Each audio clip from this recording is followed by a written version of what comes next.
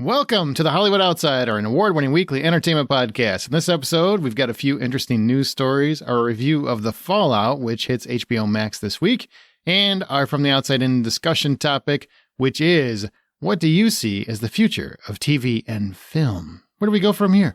Let's get on with the show and find out.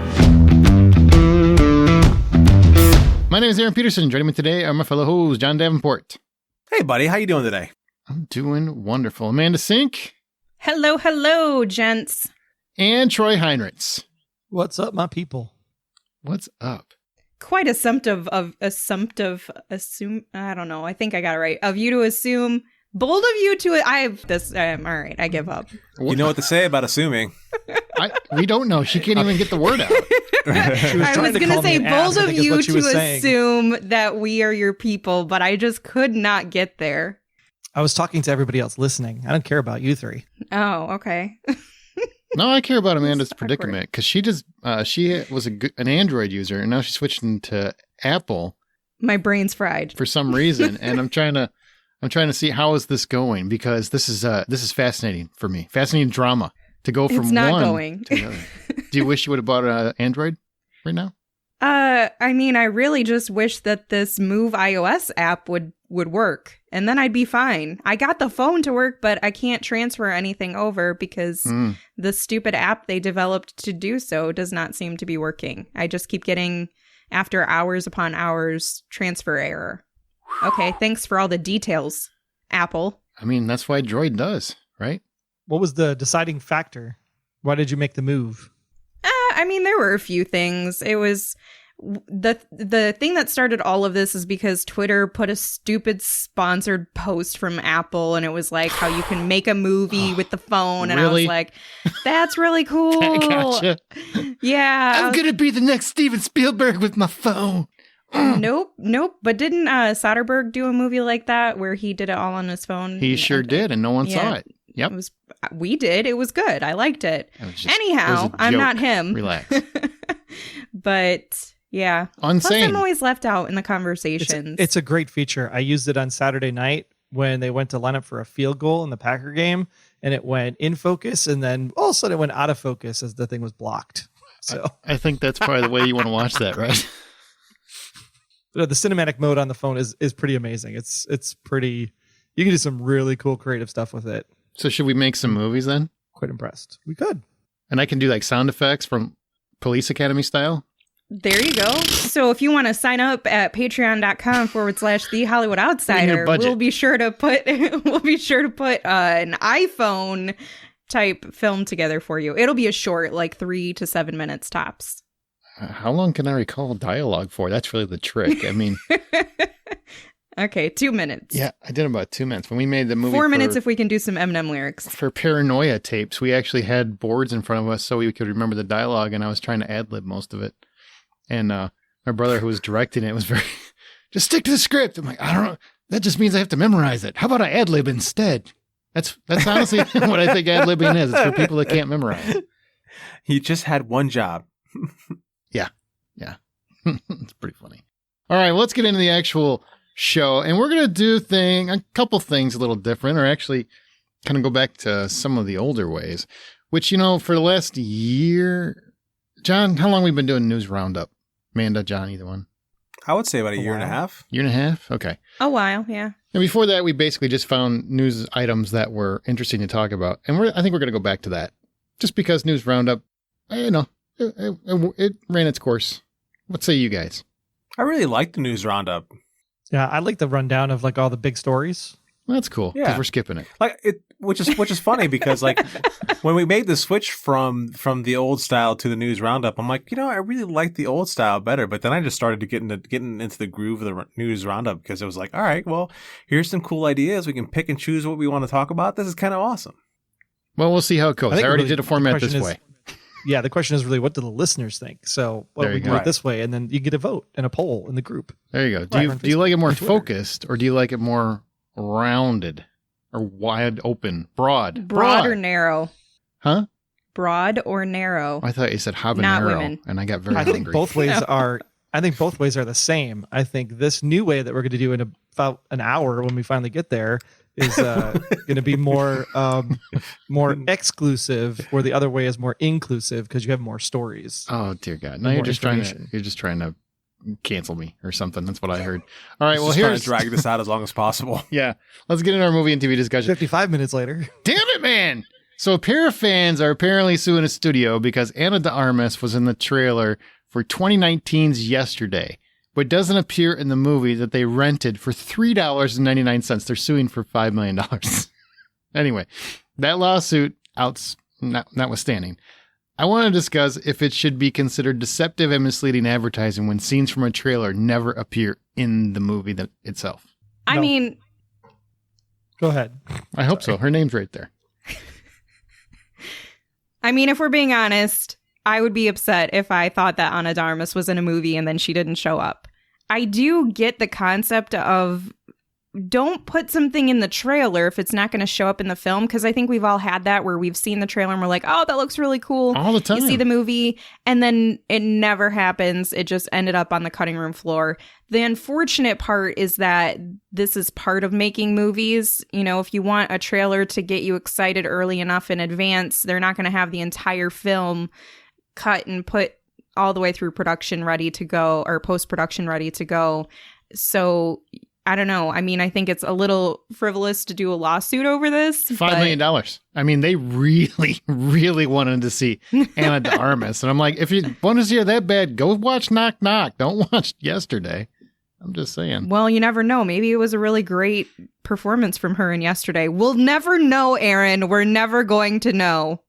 I was fine. We want the director's cut of that one. Yeah. I mean, I like the idea that they're kind of being held accountable to some degree. But I mean, $5 million is a little ridiculous. But I do agree. I'm tired of seeing trailers with scenes that aren't there, because there are times where I am sold on things and then I go and I see it and I don't see that scene there. It's happened several times. And I find it frustrating. I don't think that's necessarily right or fair. You know, if you saw an ad for Doritos and it was nacho cheese and then you bought nacho cheese, but they had Cool Ranch in the bag, you'd be pissed, right? Oh, totally. That was Cool Ranch is an garbage. interesting analogy. I think it's different, though. I mean, clearly that's a production issue. I seem to remember back when Infinity War and when Endgame were coming out, there are scenes they digitally removed people from the trailer, or they switched up who was in the trailer. Like, where instead of it being the Hulkbuster, they put the Hulk in the trailer, where in the actual movie it was the Hulkbuster that was in the scene. So it's just more or less the same thing, but you know, kind of different. They're purposely trying to deceive people on that. However, like, I don't know. I find the whole lawsuit in itself a little frivolous, and especially for the amount of money. A little. And I know it's a class action suit, which means that everyone who jumps onto that gets to get a piece of it. There's two people. Yeah. I don't know, man. Maybe I'll sign up. I saw the movie. I'm a little bummed. Well, I mean, I would love to see Anna more often too. So go watch Knock Knock. There's as much Anna as you want in that movie, and then you'll be done, and you don't need it anymore. $4 is all they paid for the rental. Just refund you don't need to sue for $5 million. People are stupid. That's just dumb. But I do agree, trailers should you not can't find clips. the person at Amazon to talk to get your $4 back. So you sue for $5 million? That's your answer? Yeah. Troy just knows how to stick it to the man. I mean, I don't agree with it either. I mean, I think it's dumb because, like, it was 10 seconds she was in the trailer, and for what was it, 5 of those 10 seconds, you see her backside, so you don't even know it's her. So it's just like, no. Wait, You know, how I much bet of her there's some backside? super pervy people that probably. Yeah, there you go. 5 seconds of the 10 seconds. You're missing the point. You have problems. I got your point. The thing that is important here is that Ana de Armas is not one of the main characters of the film. She's not listed in the things where they say, and starring, Shaggy Patel, and starring, Lily James. I forgot what Patel's first name is. That's why I just called him Shaggy, because he looks shaggy in the movie until he gets cleaned up later on. It's a really great movie. I think Aaron kind of enjoyed digging digging yourself out of that. That'll be fun. But she's not like if her name was at the end, then yeah, you have every right to complain about it and maybe sue for false advertising. But since her name's not in the trailer, it doesn't matter. But my overall question isn't about Ana de Armas. It's, should trailers be allowed to have clips from movies that aren't actually in the movie you're watching? And Jonathan Ross, like Spider-Man just did that too, where they digitally remove certain characters so you weren't spoiled about some stuff, which I kind of get that, because you're still getting the scene and you'll just get more of the scene when you see it. But if you get some kind of great visual and it's not in the movie you go to see, I do think there's something to be said for that, that's not fair. But it's the it's the way of the business. I have frames 25 through 75 filmed, and of frames 25 to 75, we're going to use 50 to 75 to cut the trailer. And now we have to cut 50 to 75 because we need to put 25 to 50 into the movie because somebody didn't like the way it was edited up top in the brass. I mean, it's just the way the business works. Well, maybe they should be a little bit more careful when they're cutting the trailer together. Are you guys sure this is not going to be removed? No, it's a very pivotal plot point. Okay. Well, that's the thing, is usually they're not pivotal plot points. They're just, there's, usually some action, or it's something that's fun. A lot of times it's a quippy line that we wish they would have kept in and we were waiting for. So I don't know. I mean, at the same time, what Troy is talking about, it's too difficult in my opinion. And I'm not a Hollywood filmmaker, but. Oh, you will be. You got that new Apple phone. But I would imagine that if you have to have your marketing out there, and it's going to overlap with you still closing up on your post-production. So if you want to be able to properly market your film, you're going to have to do that before everything is completely closed up. So you might have something that's in the trailer that ends up on the floor of the cutting room, and you can't really do anything about that. I don't know. Should they just add a statement at the end of every trailer that just says, not everything represented here is guaranteed to be premiered in the film? Like, we have to edit things unless you want to have a 6-hour movie every single time? That's what it should say. We have to edit things unless you want a 6-hour movie. I think that's what they should say. Because that's ultimately what it's about. And they're cutting the trailer to the music, right? There's a lot of these that are like, oh, sure. Like, right? And you land on the thing that matches the music. And it's like, you're filming it almost for the trailer. You're not filming it for the movie. We will rock you. Well, I'm sorry. Yeah. All right. Well, let's move on to the next one. This is kind of interesting. And Amanda, don't make this about Tom Cruise. Okay? It's not about Tom Cruise. He's going to be dead by the time the movie shows up because it's pushed out that far. So mean. All right. So Mission Impossible. I am not laughing about the prospect of anyone's demise. Mission Impossible 7 delayed its release from September 30th, 2022 until July 14th, 2023. And according to their statement, I'm reading their statement. I'm actually getting down to it. After thoughtful consideration, Paramount Pictures and Skydance have decided to postpone the release dates for Mission Impossible 7 and Mission Impossible 8 in response to delays due to the ongoing pandemic. The new release dates will be July 14th, 2023 and July 28th, 2024, respectively. We look forward to providing moviegoers with an unparalleled theatrical experience. Now, this has nothing to do with delay. There's been a bunch of them throughout the pandemic, but this is a good 8 months away. And I want to know, do you buy that this is actually pandemic related, or is this just not a business move to get Mission Impossible back on a summer schedule?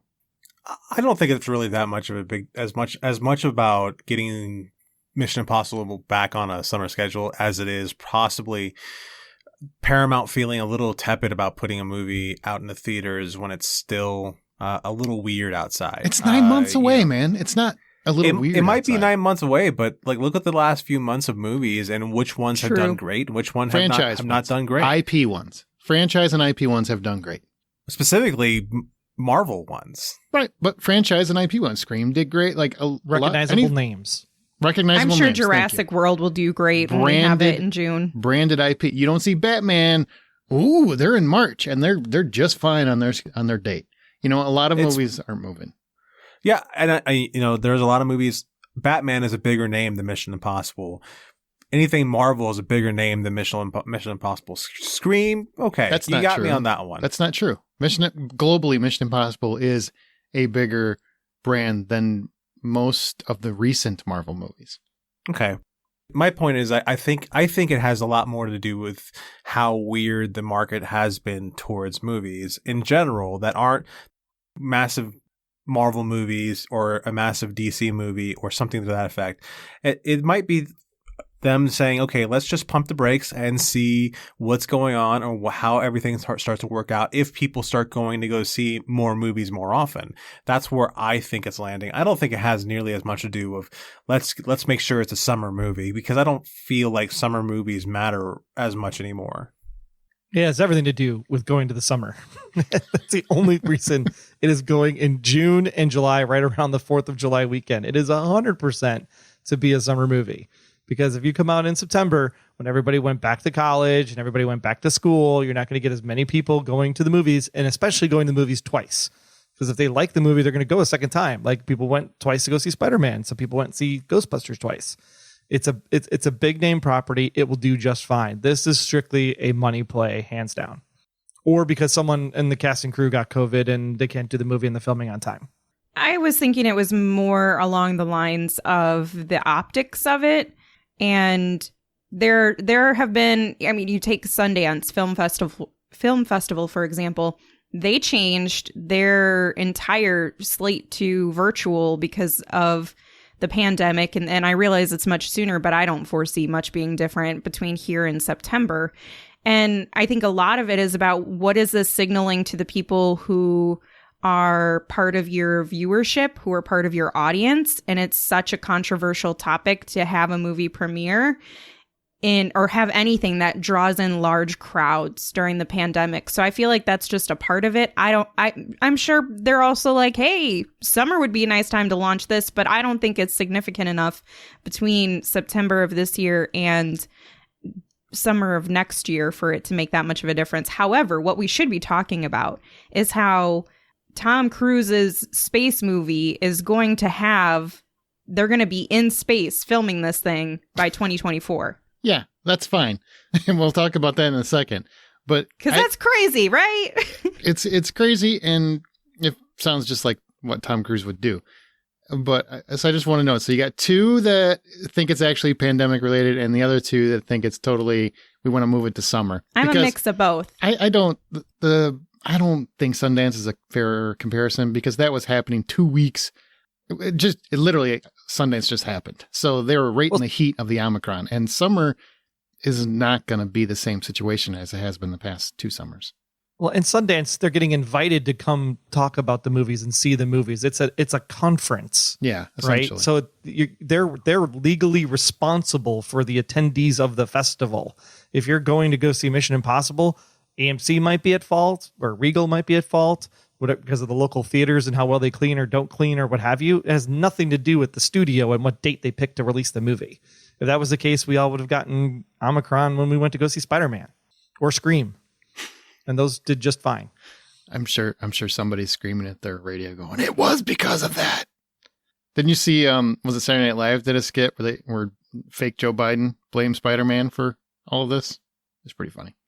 All right, well, speaking of the cruise missile, since Amanda brought it up, the world's first space-based entertainment studio and multi-purpose arena is set to launch in just 2 years' time, and that's been revealed as the studio behind the Tom Cruise space movie, where he's going to film in space, because apparently green screen can't make it look like space like every other movie. I don't know what the hell's going on with that, but the groundbreaking studio known as C1 comes from film producer duo Elena and Dmitry Lesnevsky, and their newly launched Space Entertainment Enterprise, which is SEE, and will dock at Axiom's world-first commercial space station, Axiom Station, which is connected to the International Space Station. So we are going to film movies in space because they don't want to use special effects, I guess. Are you guys excited about a space station? Is it Russian space station? It's not a moon, that's for sure. It's not a moon. It looks like a moon in the picture. Does anybody think we need this, or is excited about this, or is it kind of... No, we don't need this. Thank you. No, Yeah. We've invested billions of dollars into technology to make everything we do look as realistic as possible. And now, because Tom Cruise and Axiom whatever is like, Hey guys, what an idea. What if we just... It's not just Tom Cruise that talked to me. It's not like he showed up I and said he's like, and the company. I need to and go the to company. space for my next movie. I need to go to space. But I guarantee you this was a part of it. They had to have had him on board. Otherwise, they're not going to care. And so he was sitting in a room with a bunch of executives and was like, guys, what if we just really do this, man? Like, I've always wanted to go to space. Every other rich person is going to space in their own little space ship or whatever they're called, and yet here I am, Tom Cruise, not filming movies in space. Spaceship Let's make this happen. or whatever they're called. So John's My brain John's gonna hurts today.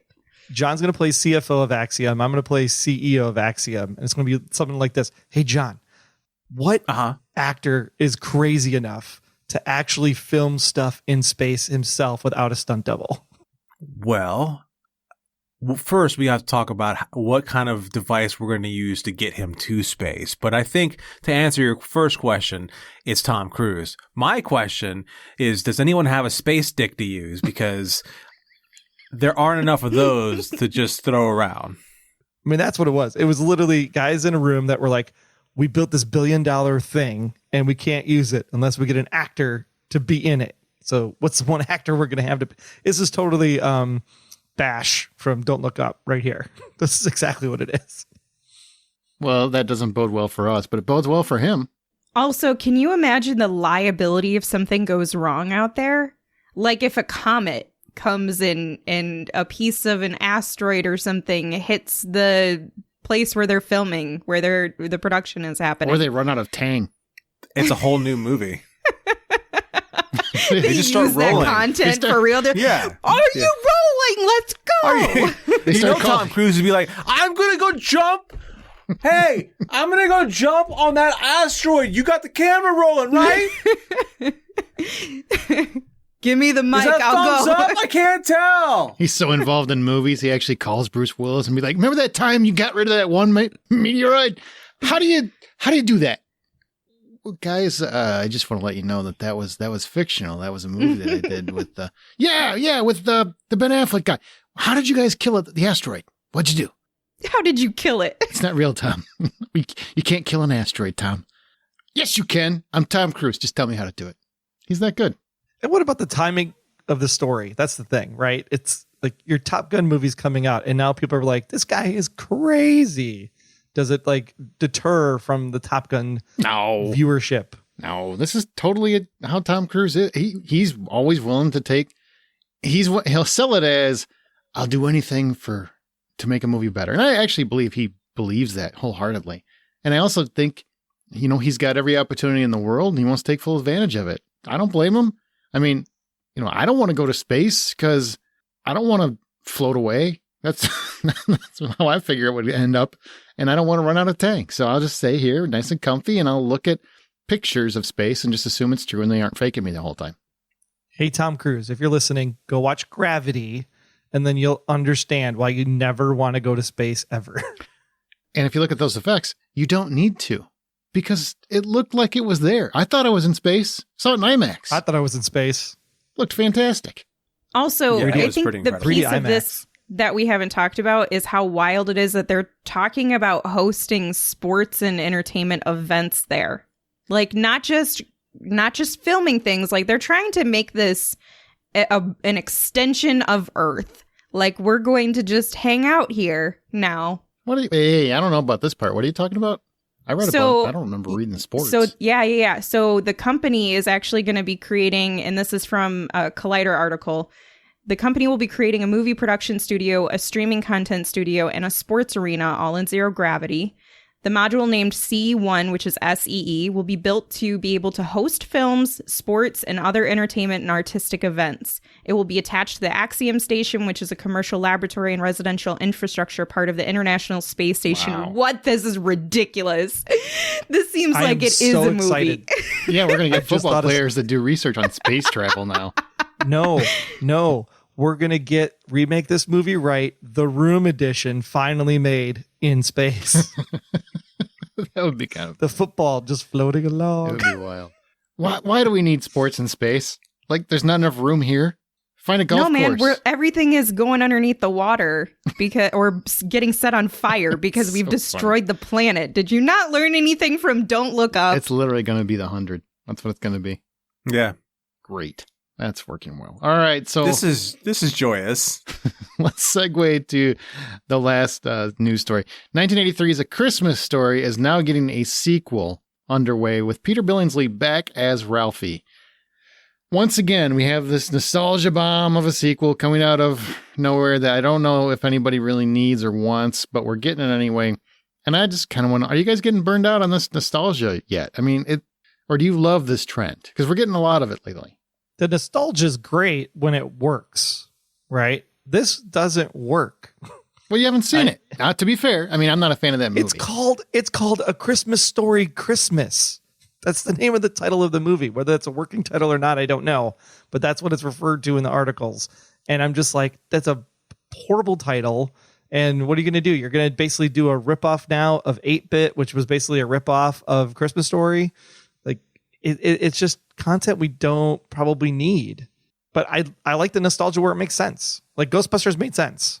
Yeah, I don't care about this at all. Don't need it. Okay. That wasn't his question. His question was, do you like the nostalgia stuff? Sure, but I don't care about this.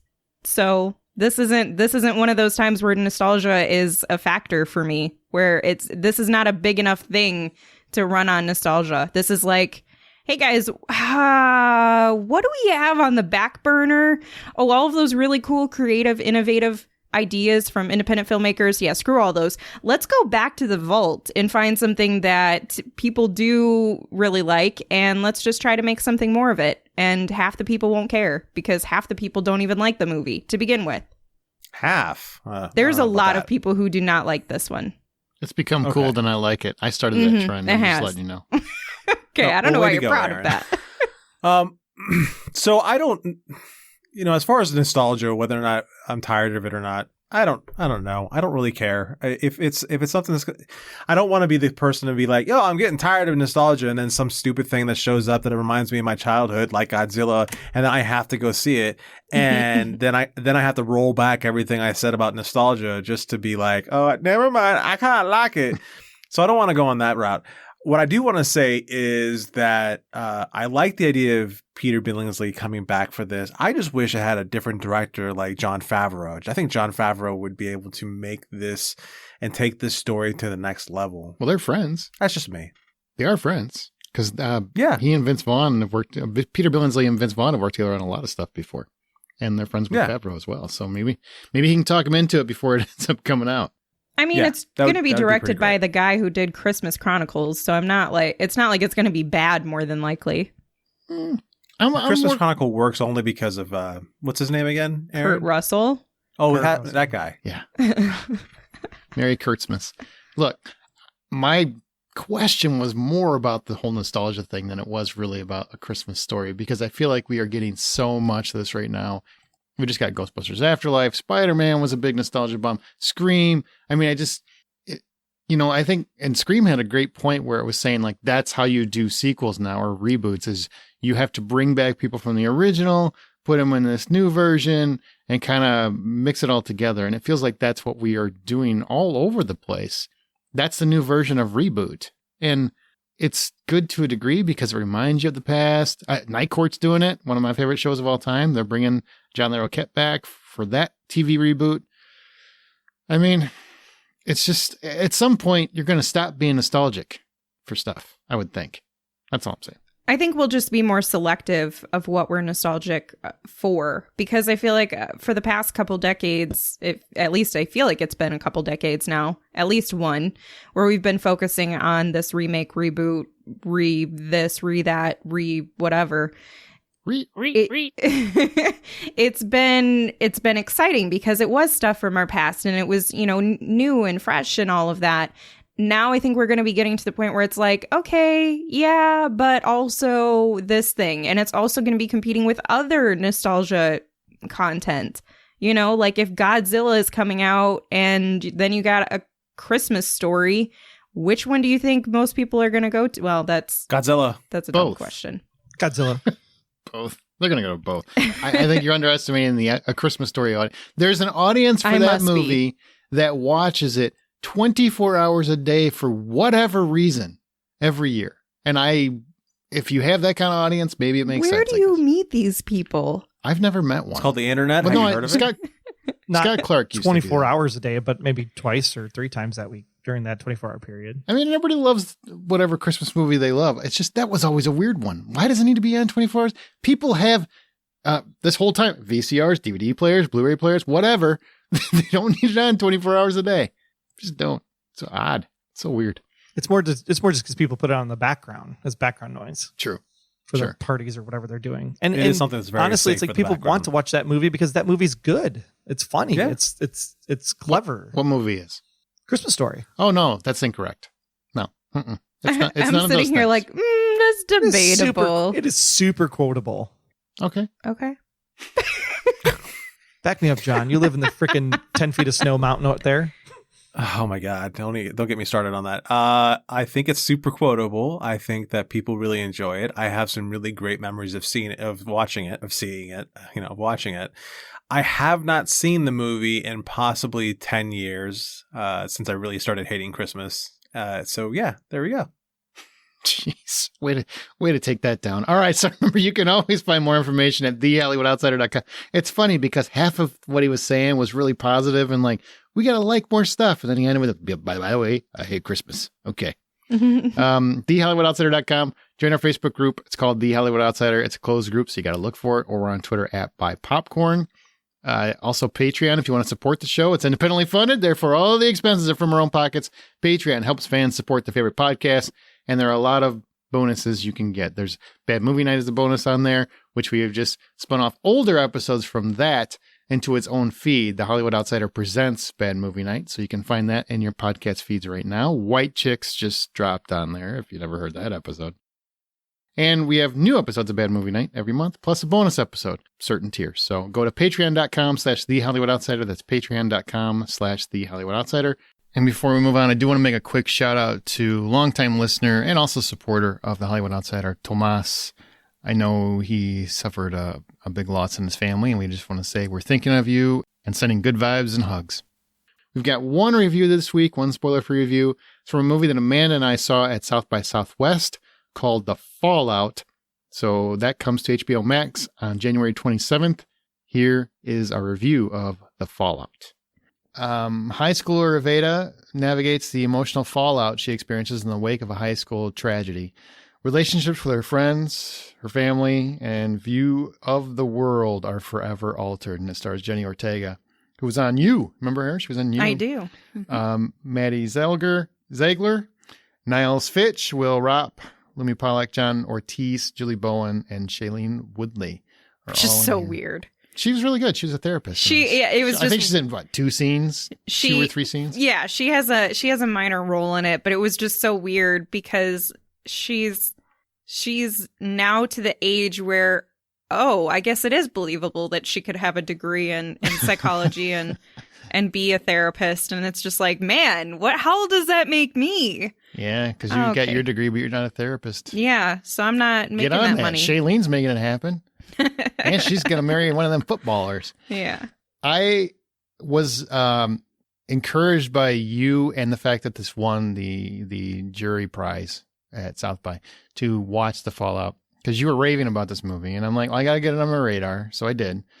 And I will say the concept of a school shooting immediately was the reason why I was put off. I'm like, I don't know if I can, I don't know as a father and everything else, if I want to experience, I don't know if I want to go through that. Yeah. I really don't, because it's something that you already had to worry about as a parent. And I can't even imagine parents who have kids in high school right now. I mean, it just feels like, hey, well, we know the world is coming back to normal because we have shootings again, and that's something that's terrifying. This is more about what happens to those kids after that happens, the PTSD, the trauma, but it does open with the school shooting without ever glorifying the violence, right, which I appreciated. You don't actually witness any of it. You just hear, even though you don't witness it, I was not ready for how emotionally impactful that initial opening was. It was really intense It was because very intense. they're giving you the reaction of people who are unaware of what's going on. They're in another room. They're trying to hide out. You don't know if they're going to be next. You don't know what's going to happen. You don't know how many shooters there are, you know, what their intentions are. So you really have as little information as people in the school who are victims of a school shooting that they typically have, which is zero information and just terror. And you're put in that position with them as close as you could ever be through entertainment media to get in an understanding as to what they're going through emotionally and physically too, I think to a good degree. But I think to your point, it's really about how trauma affects relationships, how it affects you as an individual and changes you so much. Mm-hmm. And a lot of people, when they see people like kids who are acting out and they're just like, that's a bad kid, they're behaving poorly or whatever, there's not a second thought given as to why they're acting that way. What is going on with them that's leading them to that place? And so I feel kind like of what I was talking about earlier. You know, Yeah. the whole empathy factor. Yeah, and it's definitely a theme in the films this year. And I really appreciated that they were trying to make that known. Like, yeah, kids can sometimes be unruly and they can sometimes act out and do bad stuff that you maybe don't expect them to do, especially if it's your kid. You never expect them to do stuff that you tell them not to do. And then they do it and you're like, wait, what? You want me to just accept that?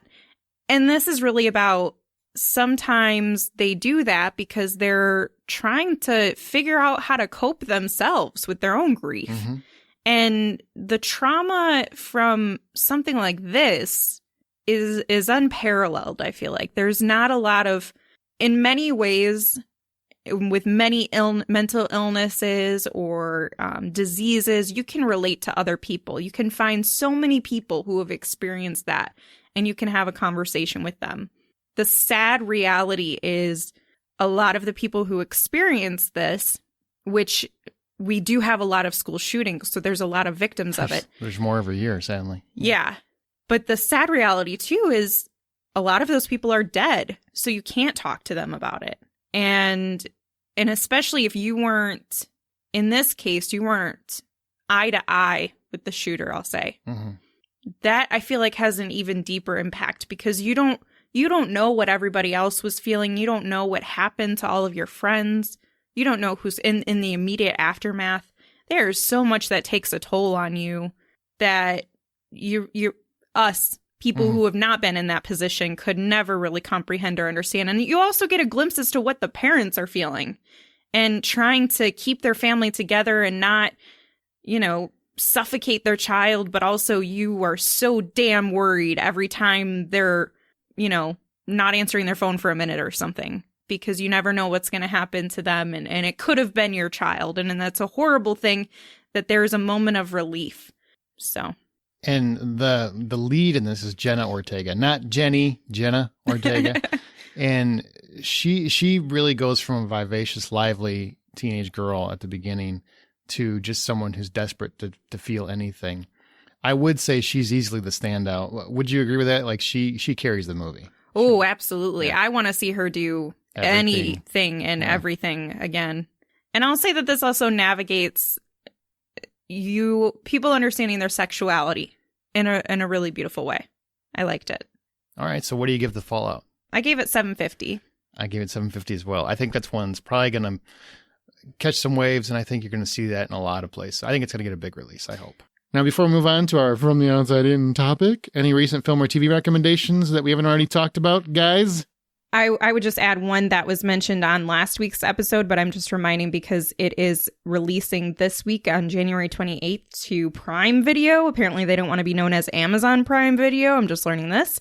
And that is The Legend of Vox Machina. If you want to learn more about my spoiler-free thoughts on this show coming to Prime Video, it is on thehollywoodoutsiders.com. Turns out I have a Peacock subscription. Didn't know I had one, but I kept on getting emails, and then I talked to somebody, and they said, "Hey, people don't. we do have a subscription for that." So I decided to go ahead and load it up and see what Peacock has, because I felt like I've been completely dry on things and I refuse to watch some of the things everyone's telling me I have to watch. So there's a show on Peacock that just dropped called Wolf Like Me.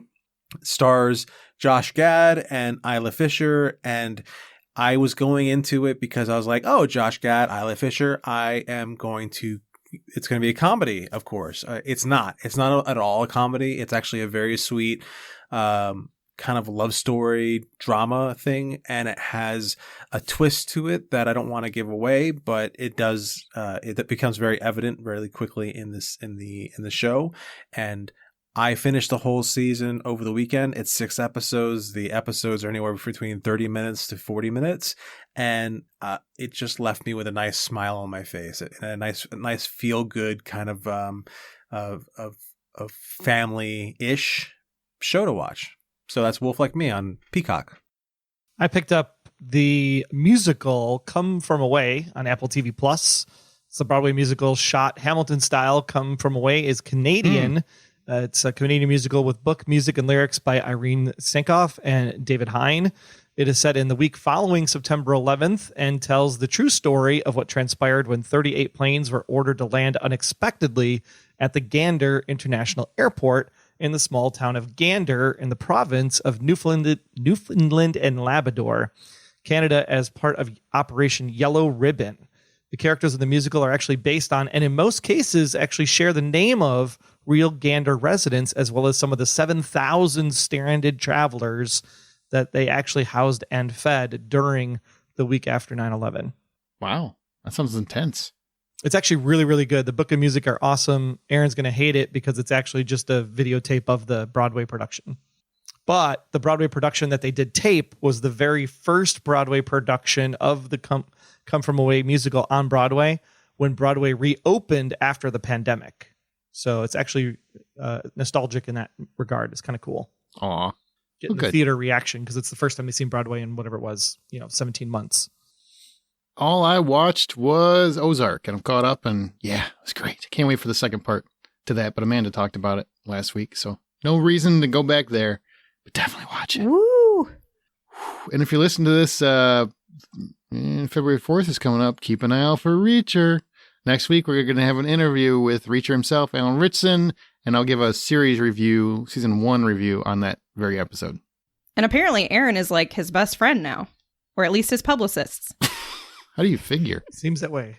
You were invited to moderate a round table of interviews or something, were you not? After one interaction with the man? I mean, I think he likes me. I hope things go well between you two. We shouldn't be talking about that right now? Well, I don't know. Is it on the DL? I don't think so. I don't know. Thanks for writing it out, though, but I'm just going to assume that he likes me. Let's go to our From the Outside In topic.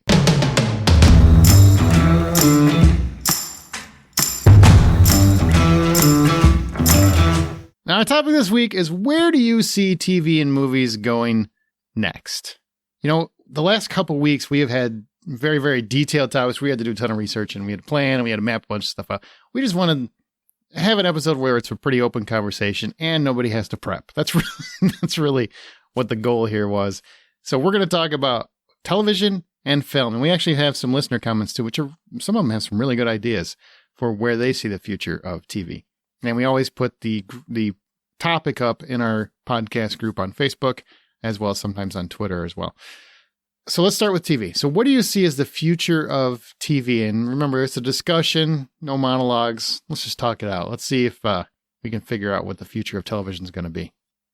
Okay, I have a crazy idea. It's not really that crazy. It's been something that's been building up in the tech world for a little while now. But I think the next advancement in the way of viewing television will be through augmented reality, where VR, like a HoloLens. No, not VR, but augmented reality, where you have like a HoloLens or some sort of apparatus over your glasses or whatever that will allow you to see everything past it, but also see whatever you want from a computer in front of your eyes. Like Free Guy? No, No. I mean, I Okay. think I get what you're talking about. Where you'll see it, but you can also still observe your surroundings, right? you can still observe your surroundings. It's what augmented reality is. I guess it would kind of be like Free Guy. Like Free Guy, Yeah, you that put them sounds on. 100% like it. Yeah. He's got the glasses and you see all the when stuff. when he puts the glasses on and everything, yes. Microsoft has had the HoloLens. They don't have anything consumer ready yet, but there's been a lot of labs using this where it's an actual computer, but it's a headset that you put on, and you can go as far as setting up a whole Minecraft on a table in front of you, where you can build a whole Minecraft like sandbox thing, and then you can jump into it if you wanted to, or like you can be staring at a wall and things would be knocked down, and all of a sudden you have a video game in front of you. They also have apps for Netflix and Amazon Prime, all of these, where you can actually put it up in front of you and then resize it to your needs and place it wherever you want to place it on your HUD. Let's just call it. Imagine a whole world where people are walking through with funky glasses and they've got Netflix playing in the corner of their eye or something to that effect, or they're on the or driving or driving, because that's what I foresee. Or driving, yeah. You know what's going to happen. I mean, thank God I can finally catch up on my Netflix shows in the car on the highway. Yeah.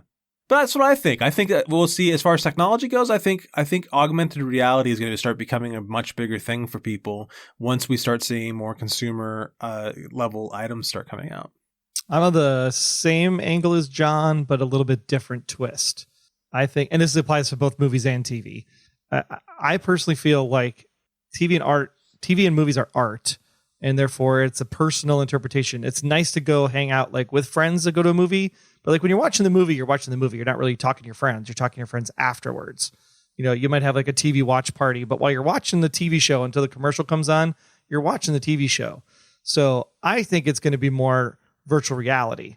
So you get the VR headset, you're immersed in the experience because you don't need to talk to your friends, and you actually get to be a character in whatever it is that's going on. So you're experiencing the movie, and it's kind of like, not that it's choose your own adventure, but every time I rewatch the movie or the TV show, I can look at it from a different vantage point. So I can see, I could stand like as, we'll pick on Grey's Anatomy, for example. So I could stand where Richard's standing and actually experience the dialogue and the characters from Richard's point of view, or I could actually stand like in Miranda's spot and experience it from Miranda's point of view. Just to get a more deeper appreciation of the characters and how like you'd get that emotional connection you feel when you do VR today. And then with the VR concept, because it's all part of the Oculus and PlayStation and whatever else, there would be that social community aspect where I could either pause the show or movie or what have you, or get a commercial break, and I could then pop over to a chat room where I could actually chat with other people that are in the same virtual experience, because you could almost do like a Second Life type of thing where there'd be other characters in there watching the show with you at the same time. That's actually a really cool idea. It gets me thinking about the possibility of no longer is there like a specific lead to a show because you've picked who your lead is. So, the first thing that pops in my mind is Supernatural. So instead of following around Sam and Dean everywhere they go, you can choose to follow Crowley around, or you can choose to follow God around, or whatever other character it is, and see what the story is from their points of view. Even those moments that are broken away from Sam and Dean, where it's just from like a whole different show entirely, because you're getting their motivations, you're getting every aspect of their life, you're getting all that just by following them around versus sticking with the main characters. The only thing I would say with that is, I feel like in terms of gaming especially, they've been saying VR is going to be a big thing forever, and it hasn't been. It hasn't really connected with people. I think there's still some hindrance for most people to put that giant thing on their head.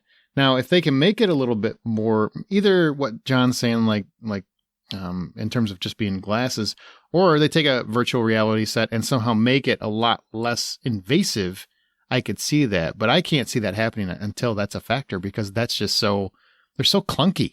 They're so big, even if you've got Oculus or you've got the one for PlayStation, those things they're fun for like 20 minutes or 30 minutes, but to watch 2 hours on it gives me a headache. And I just don't see the world at large enjoying that as of yet. I'm not saying it's not possible, and we're talking about the future, so hey, I mean, great. If they change the technology, I could see that, or like the functionality of those, because they are very, I mean, even just heavy alone. And I know some people with some big heads. I don't know that they would fit into those VR sets. I mean, you definitely got to, make it more accessible for everyone is probably what the trick is. The bad side about VR, I feel like, is that I feel like every moron who shouldn't be doing VR is the moron that you see on the internet with VR, where they're doing something and all of a sudden they just put their hand through a TV or some plate glass window or something because they're scared of whatever it is they're chasing down in that's a hard game. sell for sure. Yeah, it's one of those things where every time I see that, I'm like, you don't deserve VR. If you can't control your emotions enough to be like, this is still a video game, I don't need to be acting a fool. This is still a TV show or a movie. I don't need to be acting a fool and swinging at grandma while she's walking past me. That's my biggest issue with VR right now. Yeah, because The Void was it still is a company, but they had one that was the Star Trek experience, and it was at Disney. I think it was at the Venetian in Las Vegas. I did it in both places. Yeah, and I did that. That was great. Yeah. The experience was amazing. I mean, you felt like you got shot by the stormtroopers when they actually did hit you, more because you moved into the bullet, not because they actually aimed well. And when like Vader comes out, like you actually feel like you're a little scared. Actually, like you get there's a little fear coming in there, and there was like a plank that you had to walk across with lava on each side, and it felt like you could fall off that walkway. And you could feel the heat from the lava in that room in particular. So like those types of experiences, I think are really interesting that we could come up with for what the TV and movie of the future could look like. And I think you said Star Trek and you meant Star Wars, by the way. Star Wars, yeah. Sorry. But no, somebody's yelling at me, like, oh, you son of a bitch! Just want to make sure that's correct. They're like, how could you insult Star Trek like that? That's funny.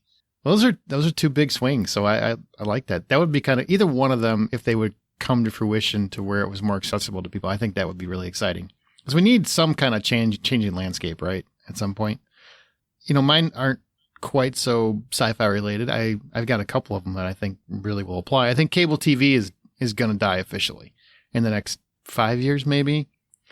I don't think network TV will become dead just yet because a lot of people still watch network TV. There's a lot of sports on it, local news, stuff like that. So I think you'll still have that, but I do believe cable is just going to accept its fate and become streaming services completely. I feel like it's already going that way. I think we will continue to have individual streaming channels, but they're going to be, I mean, just looking at, we were just talking about gaming, Microsoft just bought, was it Activision, right? Yeah. Activision Blizzard. Massive acquisition. You've got Disney who owns Hulu and ABC and a bunch of other stuff, ESPN. You've got Warner Brothers, who's got HBO Max, and it's got a bunch of, everybody owns multiple things. All these corporations have multiple things. So I think you're going to see a lot of super bundle packages, and we're going to end up back in the same place we were trying to get away from, where we are back to kind of cable. It's going to be a better version of cable, but it's going to be kind of cable. It's not that nobody wanted cable. What people wanted was the ability to unsubscribe when the hell I want to unsubscribe. Yep. That's all they wanted. Yep. Like, don't lock me into the year. Don't lock me into the month to month. Don't charge me an arm and a leg because I didn't sign up for the year bundle. Just tell me what it costs, be fair, and let me unsubscribe in 30 days. That's what we really wanted. And that's where we're at now. But I think because so many corporations are absorbing other channels, I think you're going to you'll say, it'll be just like when you had cable. For 12 months, if you get all these channels, you'll save $20. And then you'll end up back, many people will end up back in the same boat that they were in when they had cable, is they had, all the stuff that they don't watch. And I think we'll be back to that to some degree. If you pay for Disney Plus for 3 years in advance, it'll only be $3 a month equivocally. Right. Guilty. God, that has not worked out financially for me. That's for sure. I also believe you still threw money away because you only watch one thing. I do. I watch like one thing a month, and most of it is Bear Grylls. I believe we will start seeing, and this applies probably more to the lower tiered streaming channels. I think we're going to start seeing banner ads at the bottom for ones where you have commercials, because we're paying extra to not have commercials on a lot of these things. I think for the lower tiered packages, Peacock has, don't they have like a free option where you do get commercials? IMDb has one on Amazon Prime where you get some commercials on that. I think you're going to start seeing banner ads run through the show as you watch them, much like when you watch a YouTube video or something. That's going to be infuriating. It's just they're going to find a way to work advertising into it somehow. There's no way they don't have lower tiers where you have some kind of commercial because that's where they're making money from. Well, even QVC. Yeah, exactly. Like UVC. Oh, yeah. God. Even on Peacock, if you're paying for the premium package, you're still going to run into commercials. So it's not like how Hulu was doing it, that if you paid for no commercials, you'd only get a commercial at the beginning and the end. There's the premium package only really gives you access to live stuff like sports and whatnot. That's how I watched the Bucks game yesterday. So yeah, even Peacock, for whatever I'm paying on that, is throwing commercials at me. Wait, what sports thing did you watch yesterday? You watched the basketball. I watched game. the Bucks game. Like the Milwaukee Bucks? The San Francisco Bucks. I'm just shocked. Is that basketball, Like, right? So am I. You're a Bucks Huh? fan. Is that basketball? Yeah, NBA. It's basketball. No, No, it's football. I will- watched the football game. I wish Tampa Bay Bucks. I wish Tampa Bay Bucks. I wish gotcha. there Yes. was a freaking basketball league. I would watch that so much. I really would. Just to start loading up on insults, just to like, oh, that's a good one. I could try that someday. God, I still can't understand why they would hear an insult and then completely throw the ball the wrong way. I'm like, what? How? I don't understand how that works. Like, you're so hurt, your arm just reacts by going right. I don't understand. Like, doesn't make any sense. I've never been that insulted where my body twitched a certain way. I just never have. I've never had an impulse reaction to an insult. More like, that was a good one, or you're a jackass. It's always one of those two reactions. I never threw a ball the wrong way. And then also my last portion to what I think the future of TV is going to be is I think, and this is kind of similar to what Troy was talking to, but I think it's going to be more interactive. And I think you're going to start seeing TV shows that are very much like Black Mirror had that episode where it was interactive. And they've had several other, Bear Grylls had one on Netflix where it was interactive. I think you're going to get more of that. I don't think it's going to be common, but I think we'll get more of that where we get to interact with these things. I think so too, as we've seen the success of them as well, because a lot of people had a lot of fun with it. And we've seen the success in the gaming industry of having some control over where the story goes. Oh, yeah. I can't remember what the names of those games are off the top of my head right now, but Telltale. they're Like Hard Rain. Hard Rain was a great one. That was another one. Not Hard Rain. Heavy Rain. Heavy Rain. Hard Rain was a really bad Christian Slater movie.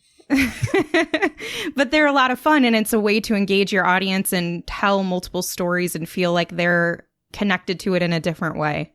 What about Chubby Rain? Pornhub movie. No. Speaking of augmented reality, they know how to do that. They know how boy. to do They've it. been practicing that point of view thing for a long time. Absolutely. That's where Chubby John got Rain, the it's idea, by the way. Just so no, you know. it's from Bowfinger. Sure it is. Sure it is, buddy. I'm just gonna go over here and be back by myself. Nobody's looking. Amanda, what ideas do you have for the future of TV? Well, I'm curious. I would like to see us. I don't know if it's that I think it will happen or what I would like to see, but I would like to see, now that we're shortening down some of these television seasons into 8 hours of content, 6 to 8 hours, sometimes a little bit more, sometimes right in there.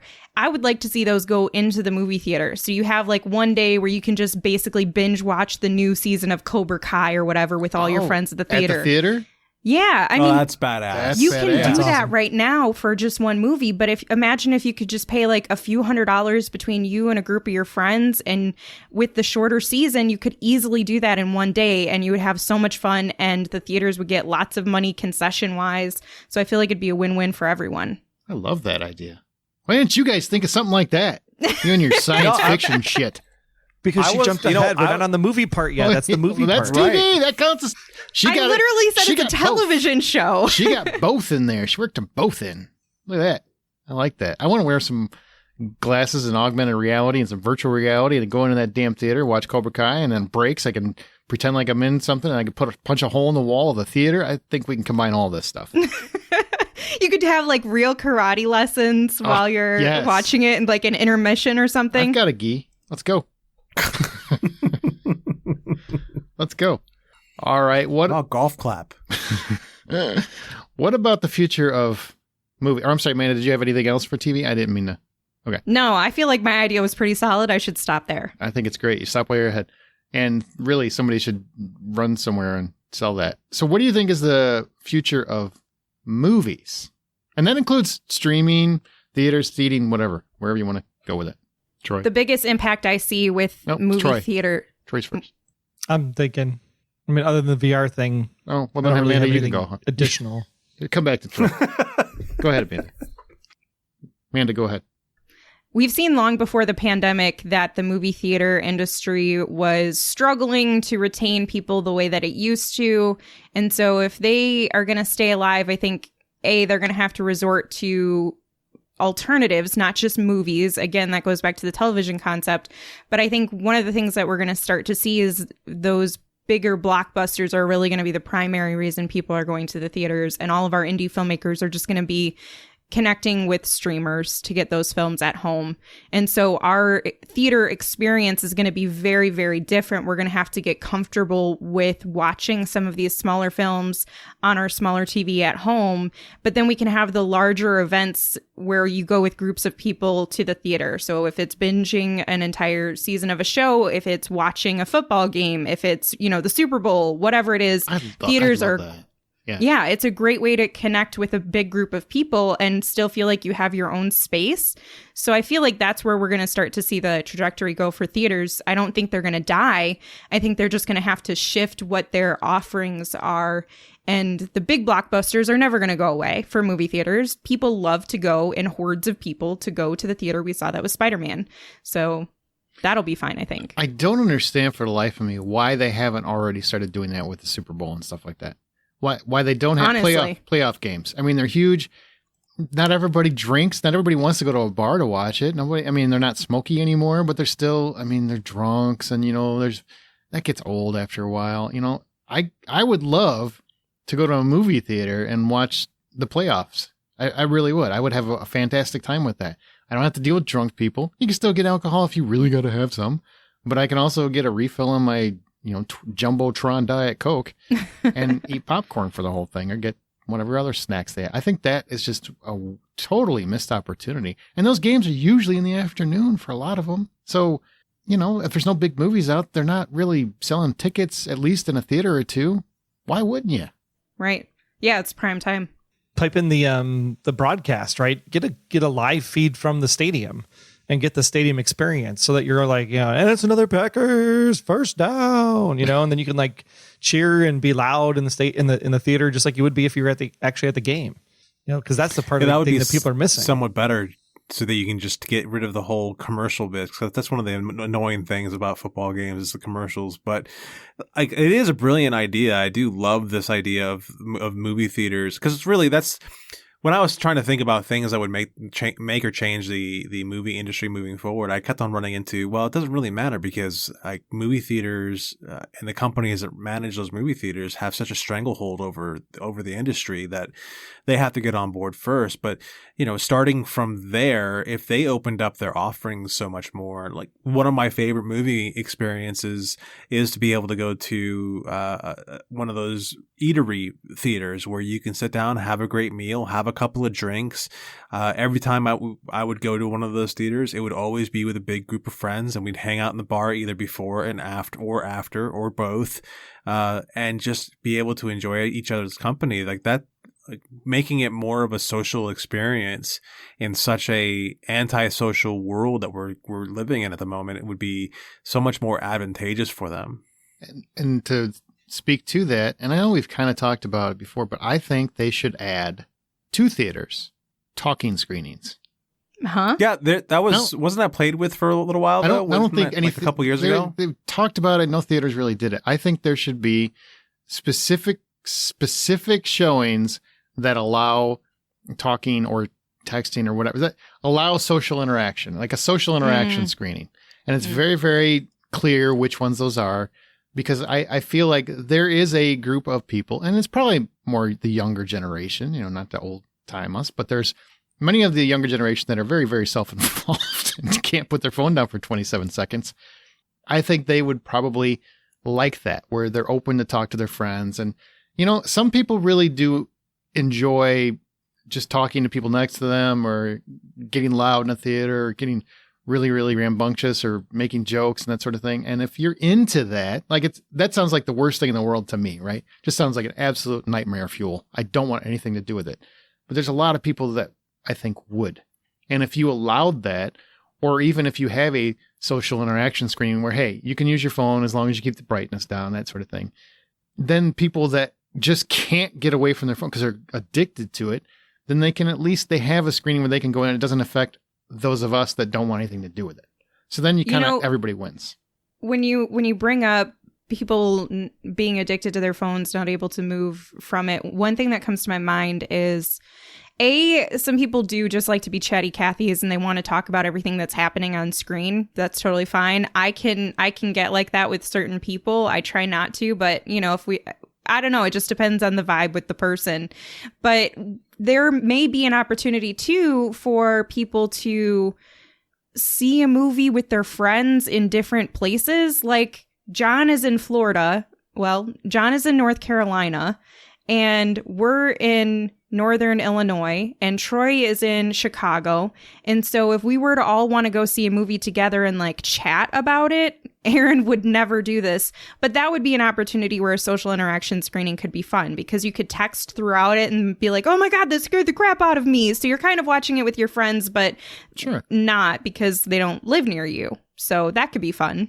And I think there's probably a lot of people that aren't part of our generation or that really would probably like that, especially younger people.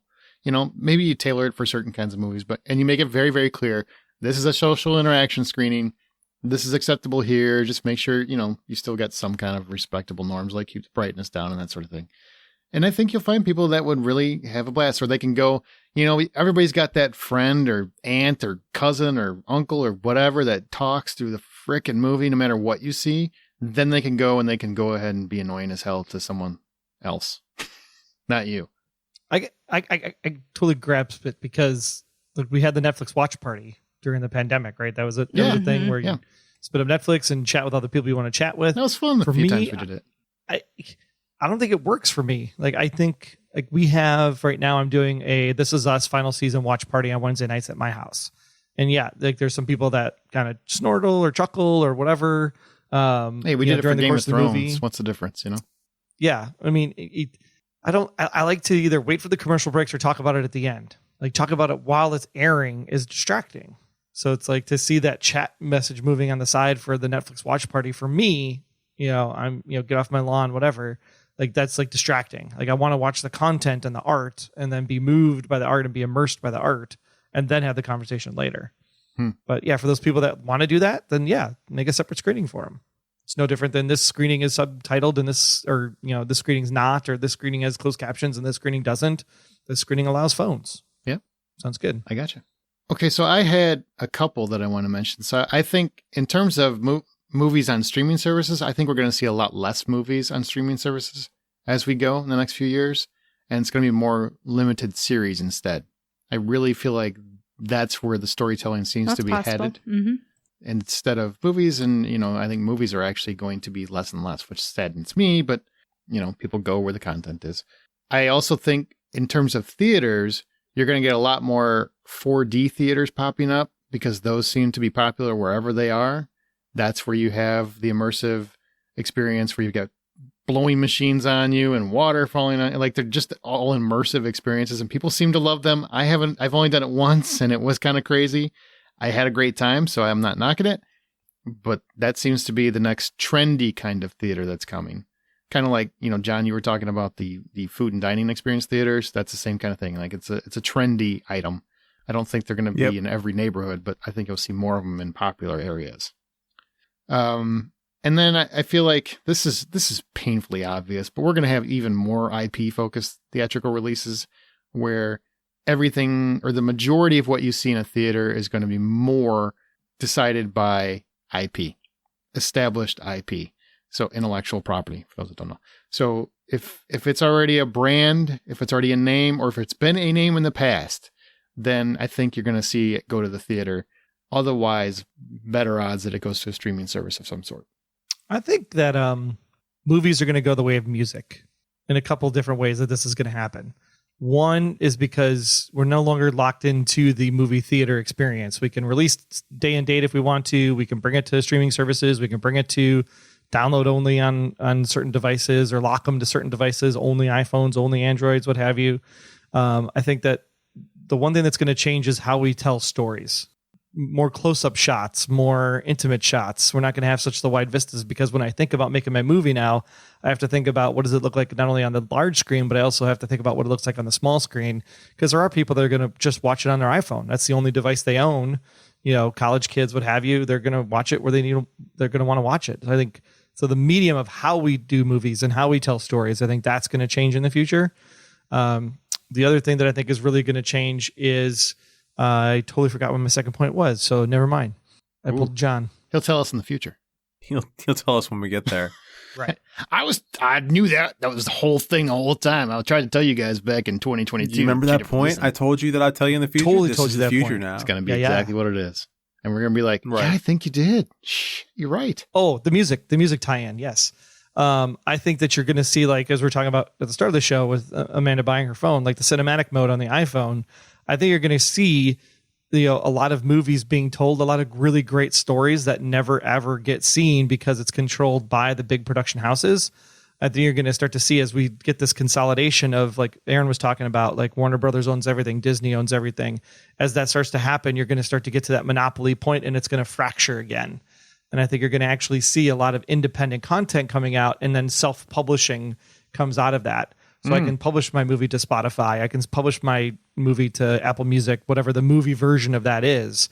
I think that's where you're going to see film go, is that you can get a lot more amateur movies, if you will, that could become professionally discovered, because you'll have a service that'll allow you to do that self-publishing. I like that. Yeah, that's what I was kind of leaning towards too, is that we'll eventually, and it could be really soon, we'll start seeing some provider is going to become the home for self-published movies, so that maybe they'll have a screening process, or maybe they'll make sure that the quality is right, to make sure they're not putting up just about anything. But there will be a way to self-publish movies, which I think Amazon Prime allows you to self-publish movies, if I'm not mistaken. I mean, there are some people that you can get a movie made and you can publish it on Amazon, because I do know many people that do that, and then you can create your own DVD. But I think what Troy's trying to say is it'll be a much bigger and broader and available in different avenues, because, once you get to everything's a monopoly, a lot of people are just going to want to do it themselves if they can. Yeah, just like we published podcasts today. Yeah. Right. I'm not taking away from what Troy was saying. I'm just saying that there's evidence that he could be possibly right, because you can already see. He could be possibly right.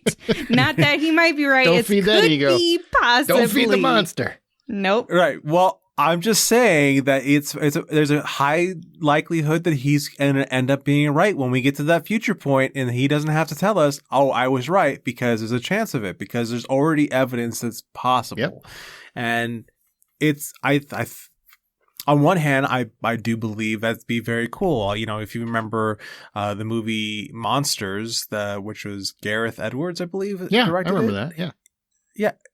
100, like he had 2 actors and then a couple other people, and 100% process on his iMac laptop or whatever, the whole rest of the movie. He did it all by himself. The animation and all that was all him. So it's possible to do it, and it's possible to create something of great quality. So I'm just saying Troy could possibly, maybe in the far, far, far future, be right. I think we should make our own movie with a man in his new camera. That's what we should do. Right. That's what And the whenever Patreon she is finally gets it for. working. No, we don't need Patreon. You got it. All you got to do. I mean, we need Patreon to help us write the script. We need There to you write a go. 4-person. I'm going to write a 4-person movie that we're going to star in. It'll be a Zoom movie. Because I don't want to hang out with anybody just yet. Just kidding. All right. You guys want to hear some listener thoughts on what the future of movie and television are? Let's see if they're smarter than us. Sure. They probably are. Dave McGraw, he's got a bunch of, Dave, he likes to write, but I'm going to surmise.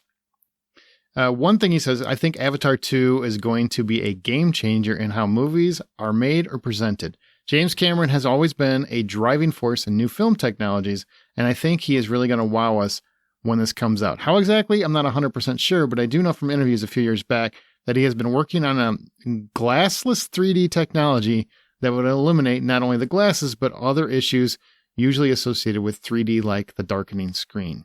And I think, Troy, you kind of talked about this last week when you were talking about Don't Bet Against James Cameron.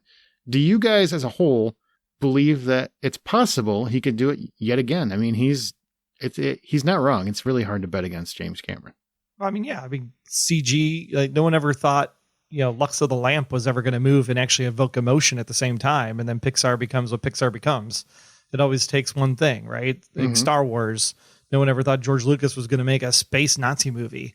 It's literally happens when you get lightning in a bottle. And so, yeah, could James Cameron do it with Avatar 2? Very possible. Could we get 3D without glasses? Very possible. There's awesome depth of field now. I just think The Good Dinosaur from Pixar, I mean, it had huge depth of field.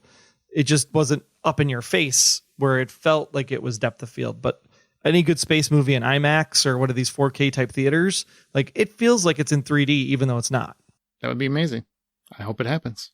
Kyle Nolan says, sadly, I think we'll be getting more and more spin-offs of existing shows like the Chicago Channel, the NCIS Network, the Dick Wolf Channel, etc., and more revivals and reboots in both TV and movies. And then, Kyle Bennett, just to tack onto that, says he wonders when some things will become extinct, like network television. So I totally agree with Kyle. I think we are going to have, I mean, hell, John was just telling me there's a Dateline channel. Yeah, that's what's great about Peacock. You can do nothing but Dateline all the time. Sounds so depressing. That's a that good is the question. one thing about Peacock that's great, though, is that they do put the content in a channel format. So if you want, like, this is the Christmas channel, this is the Office channel, this is the whatever channel, like you can just dial in the channel and watch what you want to watch in that particular genre content versus here's the genre of sci-fi and then I still have to pick what it is. I just want to put on sci-fi in the background and just let it run for the day. Like that is one thing Peacock is definitely winning in. Do you do that with Peacock? Sometimes, yeah. Oh, I do. All right. But it's a decent service. Otherwise, it has a lot of the same stuff everybody else has. Right. And Kyle's not wrong because I pulled up Paramount Plus the other day and just typed in NCIS and there was like every square on the screen was an NCIS show. Yeah. And at one point they were toying with a Yellowstone network. That's a true story. They were toying with a Yellowstone because it's so popular right now. And it's like their most popular thing. Even their spin-offs are super popular. They were thinking, maybe we just do a Yellowstone channel. Of course you are. But I think that's put to the wayside. Now, a lot of other people had similar suggestions that we've already talked about. Like Ty Nelson mentioned, theaters will start getting more creative with programming, concerts, revival showings, sports events. Good point. Scott Calgaro had an interesting one. He thinks one of the next big things will be from a technical standpoint, will be holographic films. We already have the technology that exists with headsets and glasses, but there are some where you don't necessarily need. There's some technology where you don't necessarily need those items so you can have real holograms. I mean, if they could make that technology happen, I think it's more likely that it would be more the James Cameron route where it's 3D and it just pops out of the screen. I don't know. Holograms would be kind of cool though. We've seen it in sci-fi for decades. I mean, that's really what augmented reality is. When John was talking about like playing Minecraft on a desk or something and you can interact with the environment, you're actually seeing the hologram, but you have to see it through the glasses. Right. Like do that same technology, but do it without the glasses, just like doing 3D without the glasses. That's the breakthrough. Becky Trumbo had one I feel very confident will probably happen. For TV, I think we'll see shorter options. Dummy's longest episode, I don't know the show, but Dummy's longest episode was 10 minutes. There's no commitment. I also think there will be more at-home interactive viewing options for films. Purchase a ticket for live chat viewing. It'll be super annoying for some people, but a huge draw for others, but it'd be a way to continue to charge for new releases. We kind of talked about the interactive portion. How about that? Shorter episodes. I mean, Cobra Kai kind of proved that people could really get invested in this shorter form programming. Do you think we could get down to where a lot of people don't realize most sitcoms are already 20 minutes. They're not really longer than 20 minutes. So, do you think we could get down to 10, 15 minutes for an episode of something? No, please don't. I think we could, though. We could. I don't want it. Depending on what it is, yes. The innovation is just tell the story and don't have to be contained to any time. It's contained to 22 minutes and 44 minutes because of the ad breaks and the 1 hour and a half hour programming slots on the network. if you don't have a network anymore and you can just release the content, just release the content. And if you want to say, hey, this is the end of Act 1 and this is the end of Act 2 and end of Act 3, then it's 3 episodes like not Sherlock, but was it Sherlock? BBC? Sherlock was 3 episodes, yep. Yeah. Do it like that. Like, it doesn't matter like how many episodes or how much season, or like Ozark could have just said season 4, 14 episodes, but instead they were like season 4, part 1 and part 2, or they could have just went season 4 and season 5. Like, who cares? Right? It's just the new stuff. And however long it takes to tell the story. The last one. This is from Susan Elizabeth. Deep fakes will be employed as an alternative to huge time commitments for actors and production crews. That's an interesting one, for sure. That is truth right there. And we already saw it. When right? did we see it? Rogue One? Oh. Yeah. Okay. So I guess nobody's actually dead anymore. They'll just end up in a sitcom or something. They'll just come back. Yep. We saw it like Rogue One. Marvel did it a couple times. Fast and Furious. It's possible. Fast and Furious.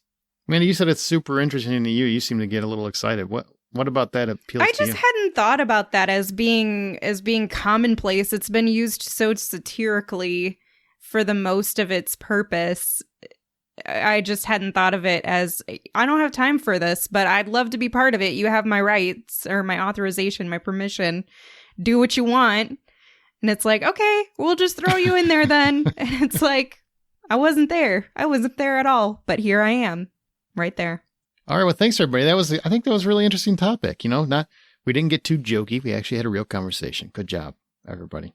We get gold stars. You do. You can put it on your fridge. We got one more thing to do, but before that, share your thoughts on this episode or anything else in our Facebook group, which is The Hollywood Outsider. We're on Twitter @BuyPopcorn. Our website is TheHollywoodOutsider.com. And if you are on a podcast app, Spotify, Apple Podcasts, whatever it is, please rate us, leave us a review. Just use the stars. You don't have to write anything out. Just shoot 5 stars. That's all you got to do. It's like Uber. Helps us. You can also find John's artwork on Insta and Twitter @RJohnDraws. Amanda on Veronica's Marshmallows and Smirk and @Sink Into This. Troy Heinrichs on The Blacklist Exposed and Beyond Westworld. Me on The Blacklist Exposed with Troy Heinrichs and presenting Hitchcock, and I'm @Aaron Smirks. So there we go.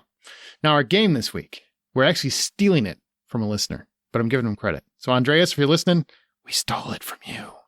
So in our group all the time, Andreas plays this game where he finds a review, usually a bad review, but any kind of review, from someone on Letterboxd or Amazon Prime, and then reads it, basically gives us a review without the movie title in it, and sees if anybody can guess what the review is. So we're going to play that game. We're going to read an actual review and see if anybody can guess what the movie is. And we each have one. So Amanda, you go first. All right, fellas.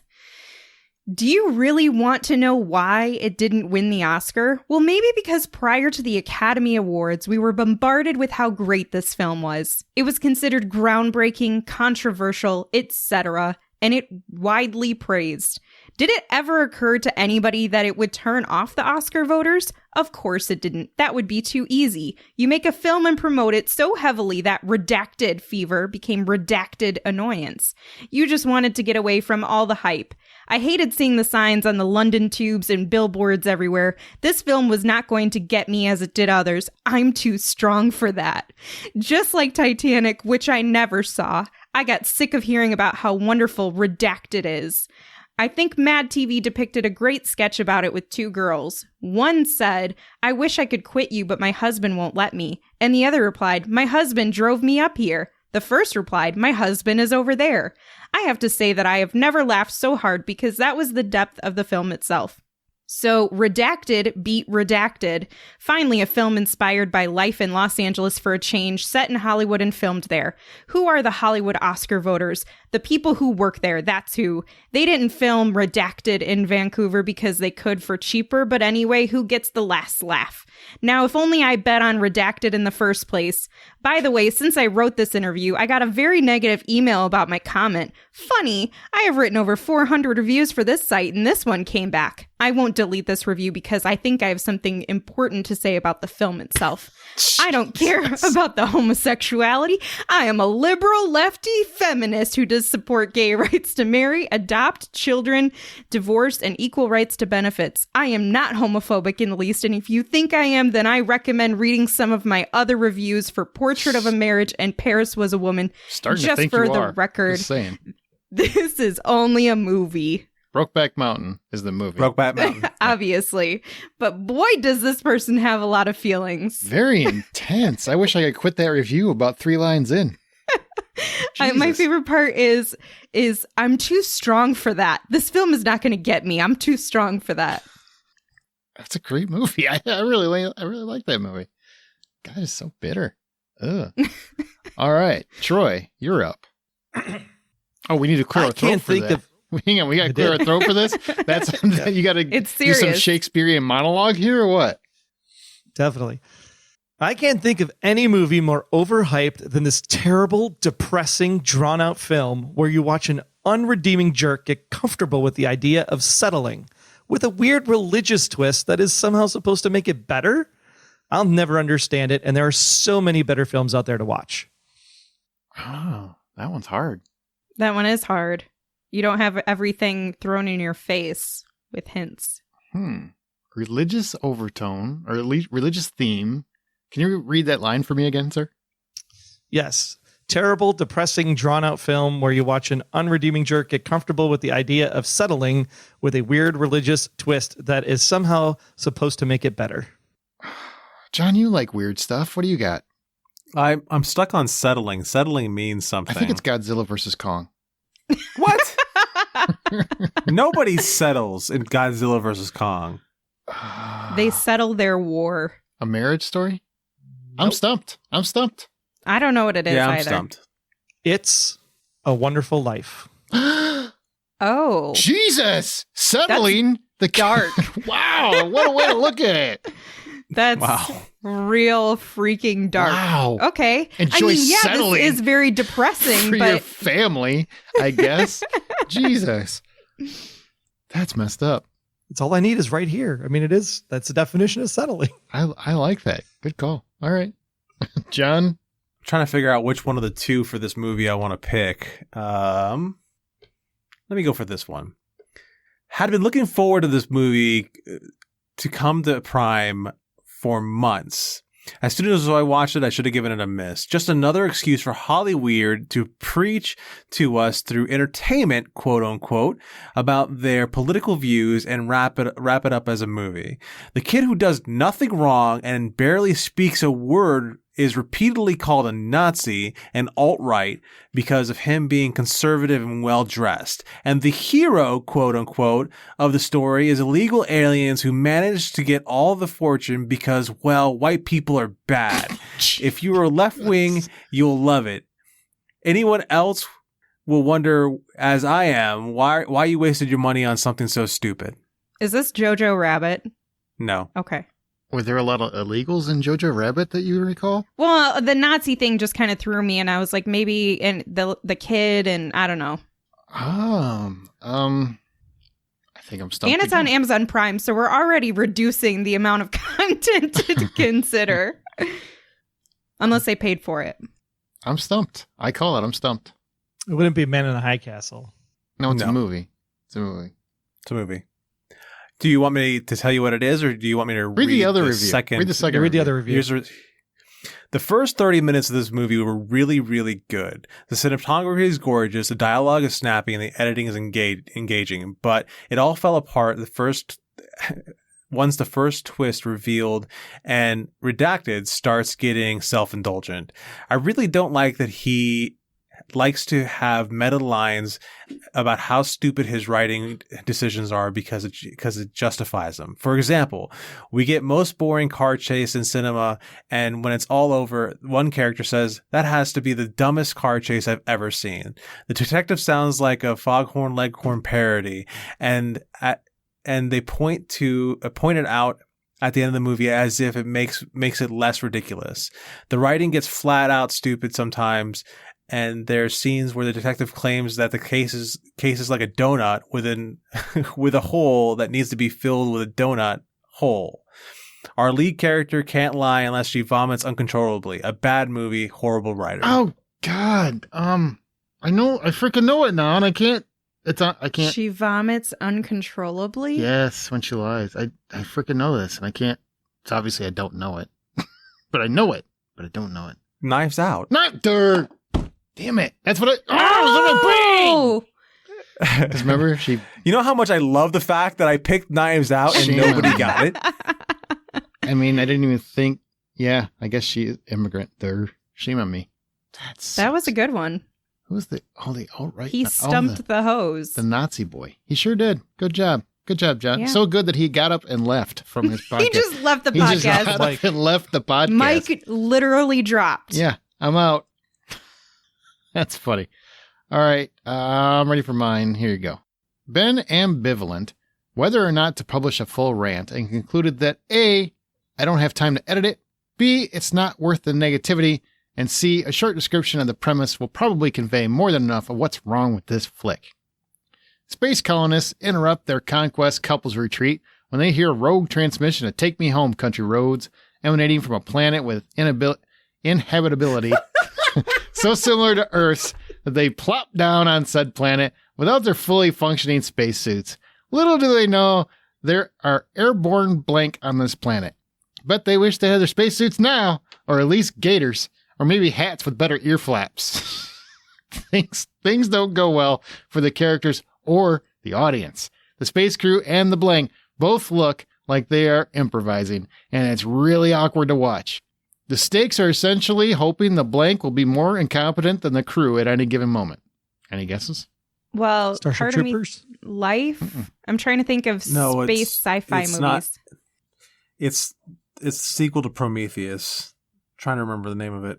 Prometheus 2. Jesus. Alien versus Predator. I'm so glad we're a movie podcast. It's not Knives Out. Alien Covenant. There you go. Man, it freaking pulled up IMDb. I just know it because I can see the reflection. No, I just Googled Prometheus 2. It said There we go. Alien Covenant. Well, see, I technically had it right. Yeah. You did. win, yeah. because you are correct. Yep, you win. Alien Covenant. That's funny.